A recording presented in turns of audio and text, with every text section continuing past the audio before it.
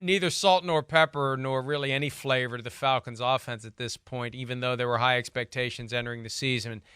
Desmond Ridder, the guy at the middle of it all. Smith says he's going to remain the starter. How much longer do you ride with Desmond Ridder when you've got a guy in Taylor Heineke who has proven he can do it, and you've got all those weapons? At what point do they consider pivoting, if at all? Or did you just think if they stick with Ridder, eventually the light's going to come on and he's going to get better? We've talked about this in the past. They love his intangibles, and they're trying to will him toward the tangibles. I agree there, right? And I give them credit because they're a team that doesn't, they try to not make it all about the quarterback, right? They try to win with their football team. That's who they are, right? But yeah, it does feel like that, and I like their patience, but I certainly was like, they're going to be having some tough conversations on Monday or, yesterday, right? They got it. That conversation had to be discussed in the coaches' meeting about, wait, are we going to stick with him here? Are we seeing things we like as far as progress, or do we need to make a change? And I would think they had those conversations. And as I told you yesterday during the show, I thought with this London game, I was driving to NBC at halftime, and as I was driving, I was going, when I get there, Tyler Heineke might be in the game. They might have to pull Desmond Ridder. It's hard to win the way they're playing right now. They have no passing game. And, of course, last week was not good against the Jaguars. The week before that against the Lions was not good. The Packers game, the stats look okay. It wasn't very good. And the Packers dropped about 6 interceptions in the first 2.5 quarters of the game. So that's the other thing. It has not looked good, to the point where there's plays and throws he makes where you just go, whoa, I don't know if he knows what he's seeing out there, right? I think you've heard me and Jason Garrett even say that as we're watching Desmond Ridder a little bit. There's some things that go beyond like, oh, that's just a young guy making a mistake. Like throwing a hitch route into cover 2 corner is like, whoa, you're not seeing anything. And that's where it's a little concerning, but they're going to stick with it and see where it goes. But I would think he's officially on notice there in Atlanta, Mike.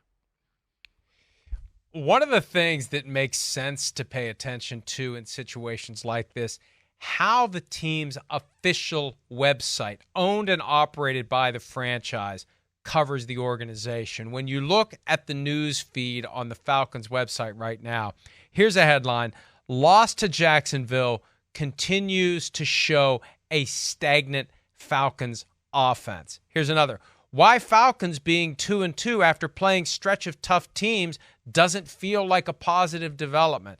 And that's not necessarily a shot across the bow for Ridder. That's a shot across the bow for Johnny Mustache. And that's why the stakes are high here. If you don't make a change and inject some life into the team, I think that Arthur Smith, who is a very smart guy, he should be picking up some blinking red lights from some of this criticism that's trickling into the team-owned web operation as a sign that, you know what, Arthur Blank has been very patient.